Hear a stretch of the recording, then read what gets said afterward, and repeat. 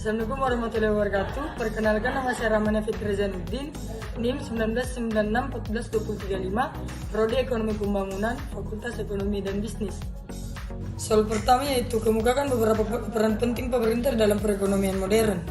Jawabannya ialah peran pemerintah dalam perekonomian modern yakni terbagi menjadi 3, yaitu peran alokasi, di mana pemerintah sebagai penyediaan barang dan jasa publik seperti jalan raya.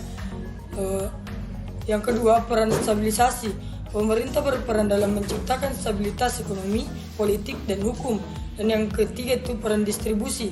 Fungsi pemerintah sebagai pemerataan dan distribusi pendapatan masyarakat.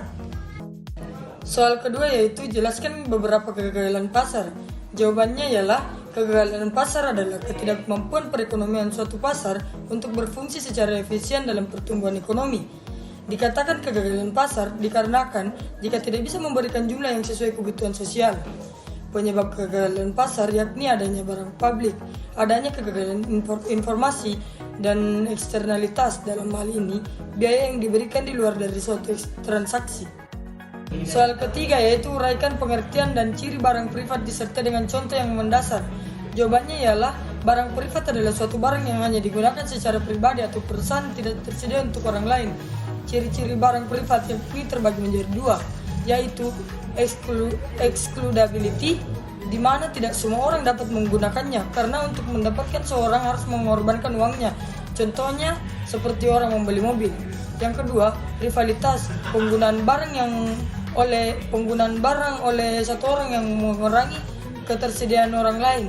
Contohnya seperti handphone. Soal keempat yaitu jelaskan teori pengeluaran pemerintah ditinjau aspek makro. Jawabannya ialah teori pengeluaran pemerintah ditinjau dari aspek makro.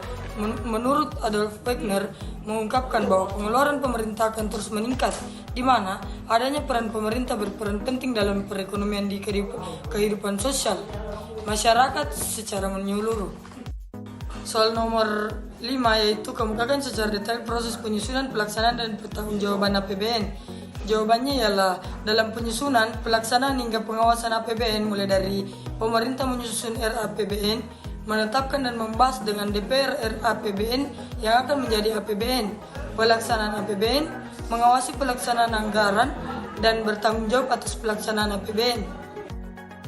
Soal yang terakhir, bagaimana pelaksanaan dan realitas APBN di Indonesia secara umum, minimal disertai dengan tinjauan empirisnya.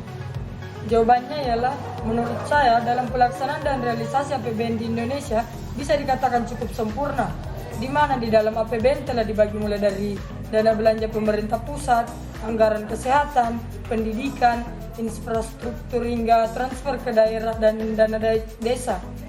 Dalam APBN 2020 terjadi defisit yang menandakan bahwa terjadi tren penurunan positif, bahwa pengelolaan APBN selama ini berada pada jalur positif.